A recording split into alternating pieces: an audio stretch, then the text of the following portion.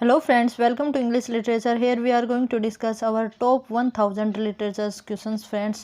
जैसा कि आपको पता है कि हमारा स्क्रीनिंग एग्ज़ाम और हमारा जो पीजीटी स्टेट एग्ज़ाम है उसकी हम प्रिपरेशन कर रहे हैं।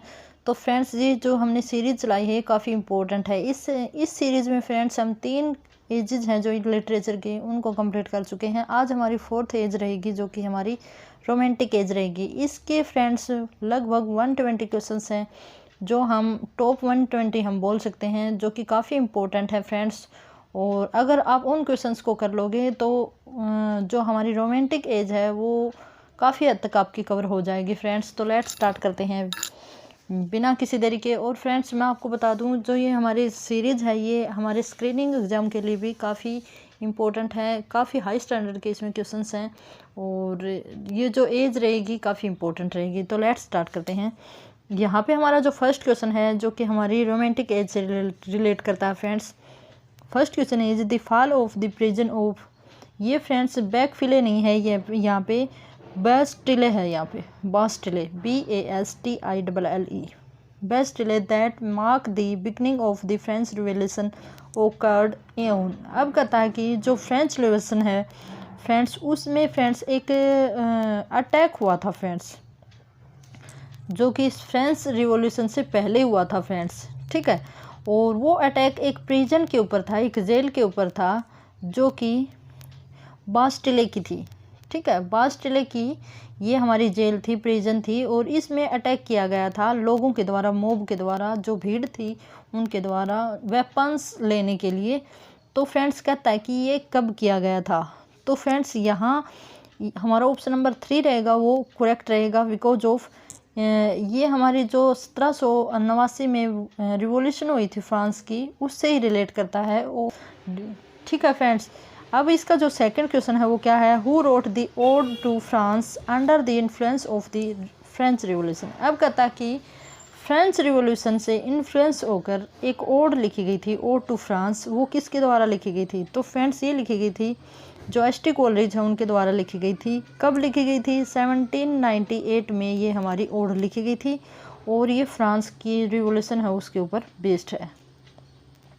काफ़ी इंपॉर्टेंट क्वेश्चन है फ्रेंड्स। यहाँ अगर हम राइटर्स की बात करें, पोइट्स की अगर हम बात करें तो फ्रेंड्स इनमें जो हमारे इंपॉर्टेंट राइटर पोइट आते हैं उनमें वर्ड्सवर्थ हैं, कोलरिज हैं, कीट्स हैं, पी.बी. शेले हैं और बायरन हैं और कोलरिज हैं, ठीक है। तो उन्हीं से काफ़ी ज़्यादा क्वेश्चन है वो पूछे जाते हैं फ्रेंड्स। नाउ हमारा थर्ड क्वेश्चन है, man is born free but always he is everywhere in chain. अब कहता है कि ये वेरी वेरी इंपॉर्टेंट और फेमस हमारी क्वेश्चन रहती हैं फ्रेंड्स, जिसमें कहता है कि मैन होता है वो एवरीवेयर क्या है, बंधा हुआ है, जबकि जब वॉर्न हुआ था तो फ्री हुआ था, फ्रीडम के लिए उसका जन्म हुआ था, लेकिन धरती पे आने के बाद वो हर जगह हमें बंधा हुआ सा लगता है। तो ये वर्ड्स किसके हैं, तो फ्रेंड्स रूसो हैं, उन्होंने इन वर्ड्स को कोट किया है। Wordsworth was popularly known as the poet of. अब कहता है कि वर्ड्सवर्थ को किस पोइट के रूप में जाना जाता है। तो वर्ड्सवर्थ है उनको द लेक डिस्ट्रिक्ट्स के नाम से जाना जाता है। लेक पोइट इनको माना जाता है, नेचर पोइट माना जाता है और प्रिस्ट ऑफ नेचर माना जाता है, ठीक है। ऐसे करके काफ़ी टाइटल दिए गए हैं। और एज ऑफ वर्ड्सवर्थ भी कहा जाता है रोमांटिक एज को। The romantic age is known as the. अब कहता है कि रोमांटिक एज है उसको किस नाम से जाना जाता है, तो एज ऑफ वर्ड्सवर्थ के नाम से जाना जाता है। और रोमांटिक एज में जो वर्क लिखे गए काफ़ी सिंपल, नेचर से, एनिमल से, रूरल लाइफ से रिलेट करके वर्क्स को लिखा गया है। Who gave the romantic period the title of Renaissance of wonder in poetry. अब कहता है कि जो रोमांटिक पीरियड है इसको ये टाइटल दिया गया है Renaissance of wonder in poetry. ये टाइटल किसने दिया है, तो ऑप्शन नंबर सी रहेगा हमारा करेक्ट। थियोडोर वॉल्ट्स ने इसको इस द्वारा ये टाइटल क्वाइन किया गया है। आगे है, who has been said to combine pantheism and Platonism in his nature poetry. अब कहता है कि किसने अपनी पोइट्री में पैंथेसिज्म और प्लेटोनिज्म का कंबाइन मिक्सर किया है। तो फ्रेंड्स उसकी अगर हम बात करें तो हमारा जो आंसर रहेगा वो रहेगा पी.बी. शेले। जो ऑप्शन नंबर बी है वो करेक्ट रहता है। पी.बी. शेले ने इस तरह की थीम को यूज किया है। Which of the nature poet has been said to be endowed with organic sensibility. अब कहता है कि कौन सा नेचर पोइट या रोमांटिक पोइट है जो ऑर्गेनिक सेंसिबिलिटी रखता है। तो फ्रेंड्स उसकी अगर हम बात करें तो हमारा ऑप्शन नंबर रहेगा बिल्कुल डी, जो कि करेक्ट रहने वाला है। जो किड्स हैं उन्होंने किस प्रकार की जो थीम अपनी पोइम्स की रखी है, तो उनमें ऑर्गेनिक सेंसिबिलिटी को यूज़ किया है इन्होंने, ठीक है।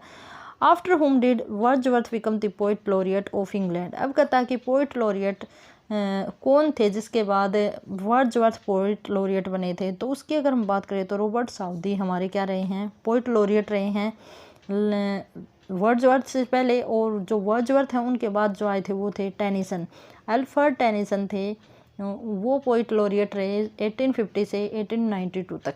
ओके, तो यहाँ से काफ़ी क्वेश्चन पूछ लिया जाता है। एक क्वेश्चन पूछा जाता है कि आवर फर्स्ट पोइट लॉरिएट, और एक पूछा जाता है our first official poet laureate. तो उन दोनों के बारे में मैंने बता रखा है कि कौन हमारा पोइट लॉरिएट है वो ऑफिशियल है और कौन हमारा फर्स्ट पोइट लॉरिएट है। Okay, who wrote the ode to France under the influence of French revolution. अब देखो वही क्वेश्चन है, इसके स्टेटमेंट को इन्होंने चेंज कर दिया है कि कौन सी ओड ऐसी है जो फ्रेंच रेवोल्यूशन के ऊपर बेस्ड है और किसके द्वारा लिखी गई है। तो फ्रेंड्स इसकी अगर हम बात करें तो अस्टी कोलरिज ने इस ओड को लिखा है जो कि फ्रेंच रेवोल्यूशन के ऊपर बेस्ड है। Wordsworth first to lyrical ballads was. अब कहता कि वर्ड्सवर्थ का फर्स्ट टू लिरिकल बैलेड्स है वो कब या किसके ऊपर बेस्ड है। तो फ्रेंड्स उसकी अगर हम बात करें तो ऑप्शन नंबर डी रहेगा हमारा correct. The first to the second edition, पहला जो एडिशन आया था फ्रेंड्स वो आया था 1798 में आया था, दूसरा आया था 1802 में आया था, ठीक है। फिर उसके बाद 1805 में एक और एडिशन आया था। तो पहला इसमें आया था, दूसरा इसमें आया था। तो दूसरे एडिशन में इन्होंने परफेस को यूज़ किया था, पहला जो एडिशन था उसमें ओनली लिरिकल बैलेड था, ठीक है। तो ये ध्यान में रखना फ्रेंड्स। आगे हैं poets are the acknowledged legislator of the world. अब कहता है कि किसने ये सेंटेंस क्योट किया है कि जो पोइट्स होते हैं वो वर्ल्ड के नॉलेज को आगे ले जाने वाले लेजिस्लेटर होते हैं फ्रेंड्स। तो ये हमारा जो आंसर हो रहेगा वो ऑप्शन नंबर बी रहेगा। इसमें जो पीबी शेली है उन्होंने इस कोटेशन को क्योट किया है। If winter comes can spring be far behind, this is concluding line of. अब कहता है कि ये लाइन है ये कौन से वर्क से ली गई है। तो फ्रेंड्स उसकी अगर हम बात करें तो ode to the west wind से ली गई है जो कि शैले के द्वारा लिखा गया एक हमारा क्या रहता है पोइम रहती है। आगे चलेंगे। Wordsworth sister was. अब कहता है कि वर्ड्सवर्थ की सिस्टर थी उनका क्या नाम था। तो जैसा कि मैंने आपको बताया डोरोथी थी, वो वर्ड्सवर्थ की सिस्टर थी और इनके साथ ही ये वर्क भी लिखती थी, कोलैबोरेशन में लिखती थी फ्रेंड्स, और इकट्ठे ही ये रहते थे। In 1802 Wordsworth got married to his cousin. अब कहता है कि 1802 में वर्ड्सवर्थ हैं वो किससे शादी करते हैं, जो उनकी कज़न होती है। तो फ्रेंड्स इसका जो आंसर रहेगा वो रहेगा मैरी हचनसन के साथ इन्होंने शादी की थी। आगे चलेंगे। Now next question is whom does the Greek god Pan fight with encourage him to of Pan। Now next question है whom does the Greek god Pan fight with encourage him of Pan। अब कहता है कि शैली का एक work था, him of Pan एक वर्क था फ्रेंड्स, और उसमें एक फ़ाइट दिखाई गई है जिसमें किसके साथ फाइट दिखाई गई है, ग्रीक गॉड के साथ। तो वो फाइट किस किस के बीच में थी, तो ग्रीक गॉड और अपोलो के बीच में वो फाइट दिखाई गई है। आगे चलेंगे। Alas a frequent theme in romantic poetry is. अब कहता है कि रोमांटिक पोइट्री की एक थीम बताओ, ठीक है। तो यहाँ पे अगर हम रोमांटिक पोइट्री की थीम देखेंगे तो यहाँ पे जो वर्क लिखे गए वे ओल्डेस्ट पोइट्स ऑफ ग्रीक थे उनके ऊपर बेस्ड करके जो वर्क थे वो लिखे गए हैं, ठीक है। आगे चलेंगे। Which of the following poem of Keats bears the marks of Hellenism. अब कहता है कि जो किड्स हैं उनके कौन कौन से वर्क ऐसे हैं जो हेलेनिज्म की थीम रखते हैं। हेलेनिज्म की अगर हम बात करें तो फ्रेंड्स यहाँ पे लव ऑफ ग्रीक आर्ट से दिखाया गया है, जो ग्रीक का आर्ट है, कल्चर है, पोइट्री, म्यूजिक, पेंटिंग, उनको बेस बना के अपने वर्क लिखे गए हैं। और इसका जो आंसर होगा वो हमारा होगा option number D, Endymion and Hyperion, ये भी इसी थीम से रिलेट करता है। लेमिया एंड ग्रेसियन अर्न, ये भी इसी थीम से ode to nightingale and Psyche, ये भी इसी से, तो हमारा ऑप्शन नंबर डी रहेगा, करेक्ट रहेगा।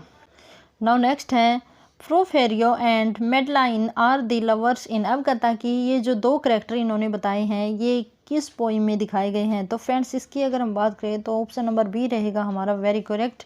The eve of Saint Agnes के द्वारा सॉरी ये पोइम है, इसमें ये दो जो करेक्टर हैं वो लिए गए हैं, जो कि किड्स की एक हमारी क्या रहती है, पोइम रहती है। आगे चलेंगे।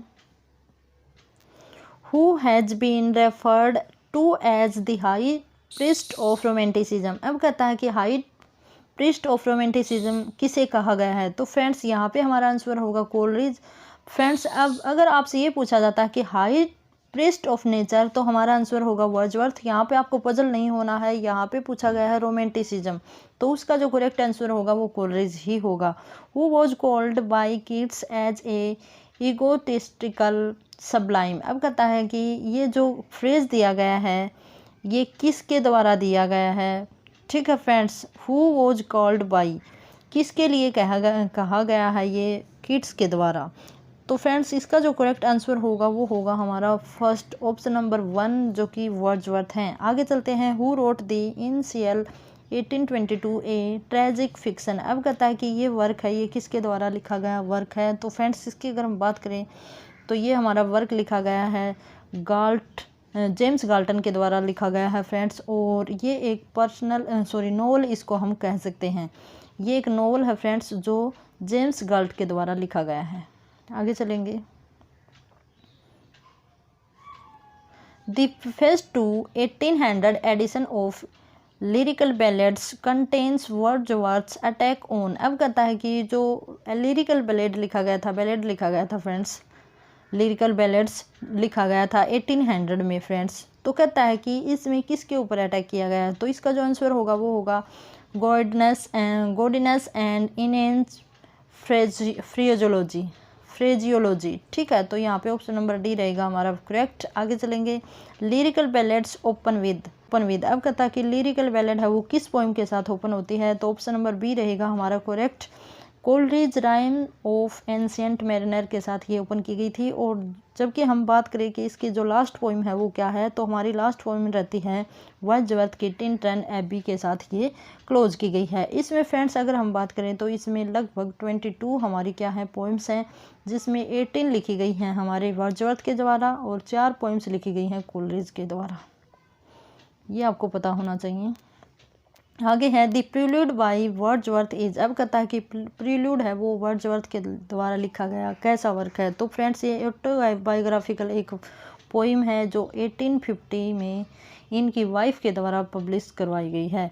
William Wordsworth wrote a sonnet on. अब कहता है कि विलियम वर्ड्सवर्थ ने एक सोनेट भी लिखी है जो कि मिल्टन के ऊपर लिखी है। तो कहता है कि मैंने आपको आंसर ही बता दिया कि ये पोइम जो लिखी गई है थी सोनेट, ये किसके ऊपर लिखी गई थी। तो ये मिल्टन के ऊपर लिखी गई थी, आपको पता होना चाहिए। आगे चलेंगे। Biographia Literaria is written by. अब कहता है कि बायोग्राफिया लिटरेरिया है वो किसके द्वारा लिखा गया एक वर्क है। तो फ्रेंड्स ये एक प्रोज वर्क है जो कोलरिज के द्वारा लिखा गया है। कब लिखा गया है, 1817 में ये लिखा गया वर्क है। Nature never did betray the heart that loved her. अब कहता है कि जो हार्ट नेचर से प्यार करता है, नेचर उसके साथ कभी गलत नहीं करता। तो कहता है कि ये लाइन कहाँ से ली गई हैं। तो फ्रेंड्स इसके अगर आंसर की बात करें तो टिनटन एबी से ये ली गई पोइम्स की लाइन है। ये दोनों लाइन टिनटन एबी से लिए गई हैं। आगे चलेंगे। Whom does the Greek god Pan fight with in Shelley's hymn to Pan. अब कहता है कि वही क्वेश्चन रिपीट किया गया है। तो फ्रेंड्स यहाँ इसका ऑप्शन नंबर 1 रहेगा answer. Wordsworth believed that the language of poetry should be. अब कहता है कि वर्ड्सवर्थ के अकॉर्डिंग पोइट्री की जो लैंग्वेज होनी चाहिए वो कैसी होनी चाहिए। तो सिंपल लैंग्वेज होनी चाहिए, सभी को पता होगा ये questions. Who says poetry is spontaneous overflow of powerful feelings recollected in tranquility। अब कहता है कि ये क्वेटेशन किसके द्वारा, वेरी इंपॉर्टेंट ये हमारी क्वेटेशन है। तो कहता है कि ये किसके द्वारा दी गई है। तो फ्रेंड्स इसकी अगर हम बात करें तो हमारे जो वर्ड्सवर्थ हैं उन्होंने इसको क्योट किया है और काफ़ी इंपॉर्टेंट हमारी ये क्वेटेशन रहती है। अबेंडेंटली एंड इनचेंटिंगली सेंसुअस वो who attributed this phrase to Keats. अब कहता है कि ये जो फ्रेज लिया गया है किड्स के लिए, ये किसने इसको क्वाइन किया है? तो फ्रेंड्स आर्नोल्ड के द्वारा क्वाइन किया गया है। और इसमें कहा गया है कि जो हमारे किड्स हैं उन्होंने अपने लिए अपने जो फीलिंग्स हैं पावरफुल, उन्हीं को यहाँ पे शो किया है। आगे चलेंगे। Frankenstein a proto science fiction was written by. अब कहता है कि ये जो वर्क है फ्रैंकेनस्टाइन, ये एक प्रोज वर्क है फ्रेंड्स। तो कहता है कि किसके द्वारा लिखा गया वर्क है? तो इसकी अगर हम बात करें तो मैरी शेली के द्वारा लिखा गया है। आगे चलते हैं। Nature poem imbued with Wordsworth philosophy and mysticism. अब कहता है कि कौन सी यहाँ पे पोइम ऐसी है जो वर्ड्सवर्थ की फिलोसफी और मिस्ट्रिज्म से रिलेट करती है?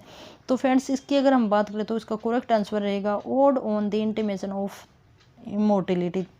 ठीक है फ्रेंड्स, तो काफ़ी इंपॉर्टेंट हमारे यही राइटर पोइट हैं जो हम कह सकते हैं कि रोमांटिक एज से रिलेट करते हैं।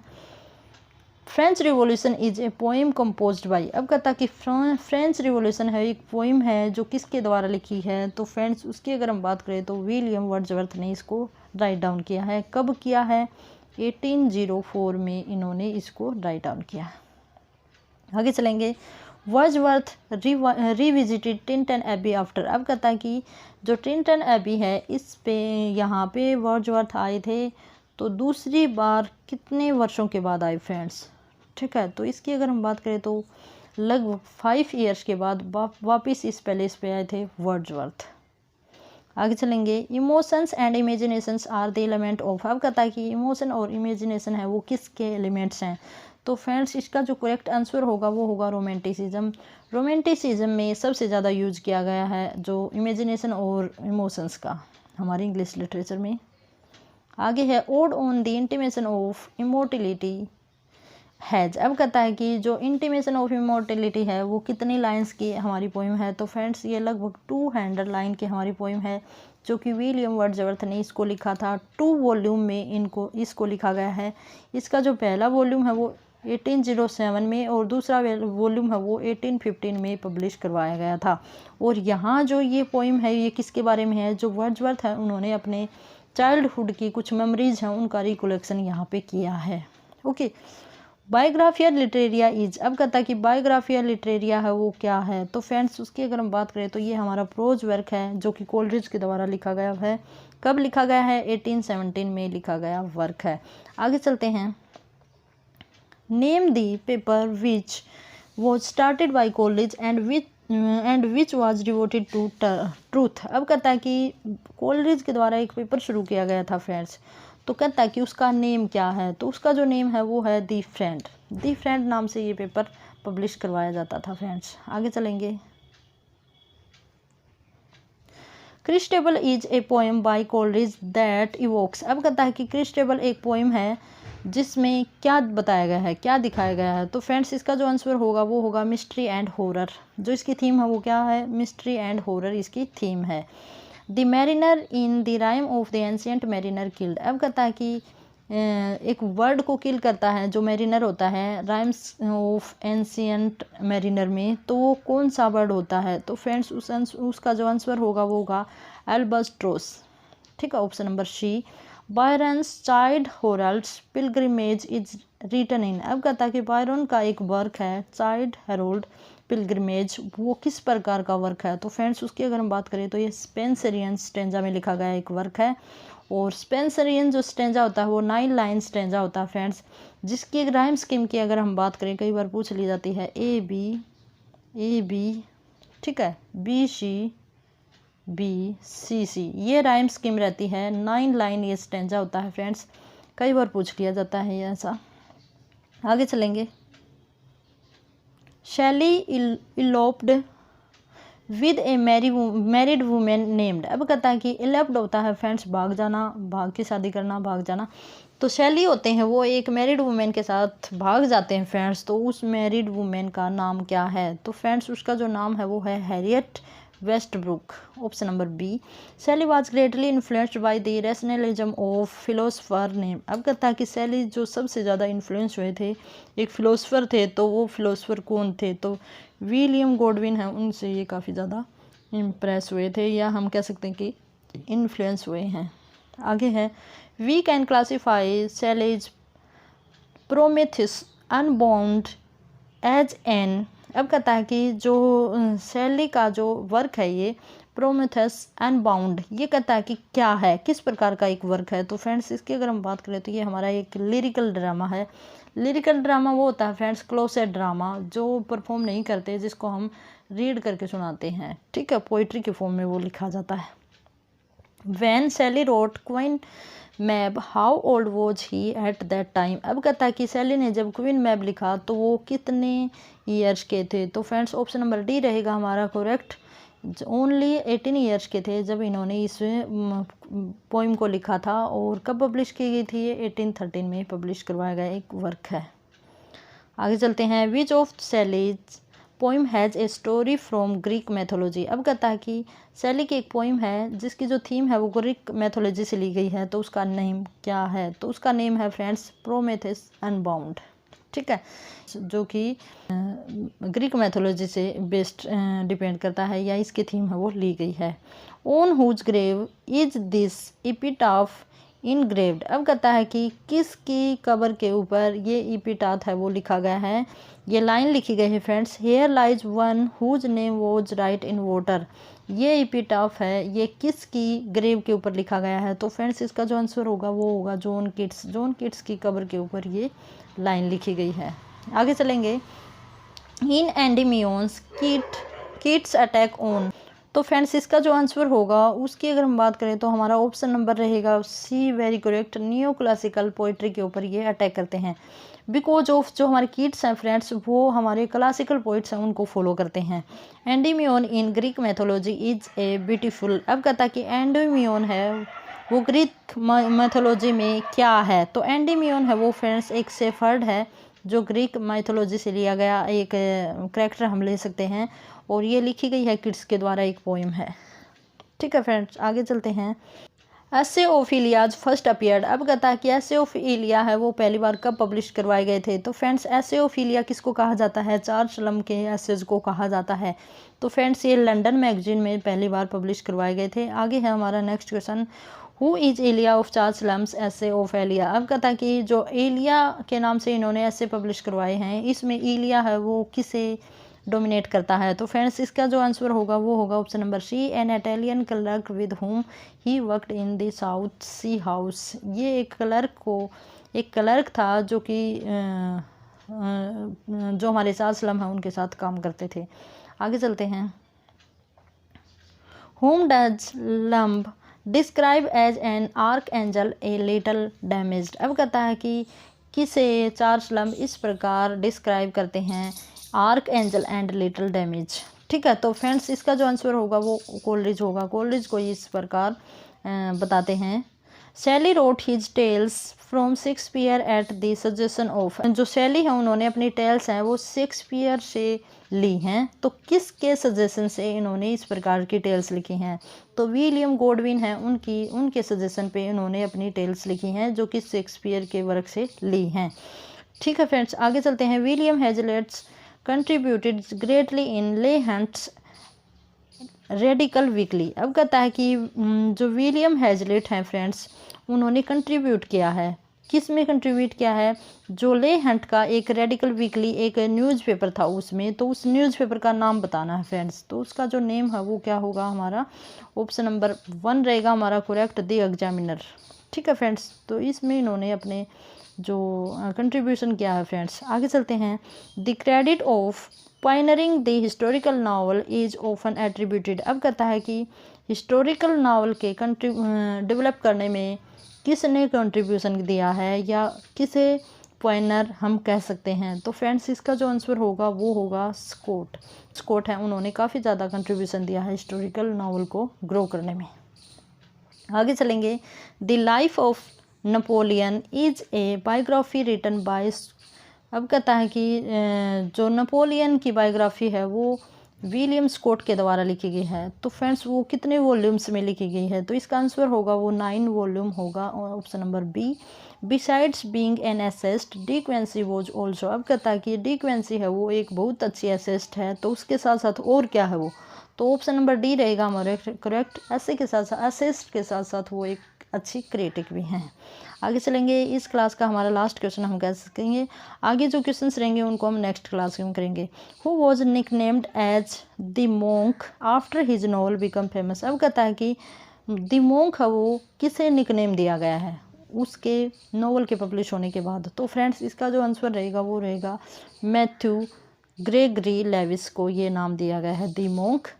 उनके जब नॉवेल्स पब्लिश करवाए गए हैं तो उनके बाद नॉवल पब्लिश होने के बाद इनको ये नेम दिया गया था दी मोंक। और इसी के साथ ही आज की क्लास हम यहीं ख़त्म करते हैं। आगे चलेंगे, जो हमारी क्लास कल होगी उसमें हम 61 से लेके क्वेश्चन आगे डिस्कस करेंगे। तो फ्रेंड्स आप अपनी तैयारी को कंटिन्यू रखिए और इसी के साथ heavy good day and best of luck.